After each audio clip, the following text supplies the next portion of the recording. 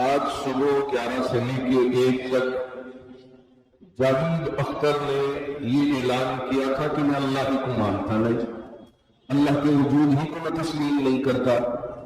اللہ جزائے خیر دے حضرت مولانا شمائل صاحب لدی دامن برکاتہم کو، نوجوان عالم دین ہے، بڑے ہی مدلل انداز میں اور بہت ہی بہترین طریقے سے اللہ رب الجلال کے وجود کو سمجھانے کی آپ نے فکر فرمائی۔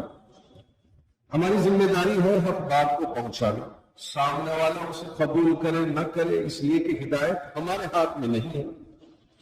اللہ رب الجلال نے فرمایا انک لا تہدی من احببت ولکن اللہ یہدی من یشاء۔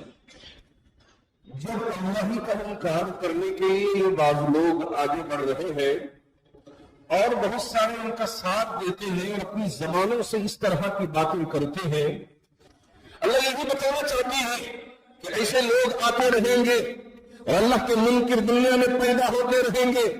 ایک جاوید اختر ملحد ہے، وہ ایک نہیں ہے، اس طرح کے کئی ایک لوگ دنیا میں آتے رہیں گے اور اس طرح کی باتیں کر کے دنیا سے ان کا نام و نشان مٹ جائے گا۔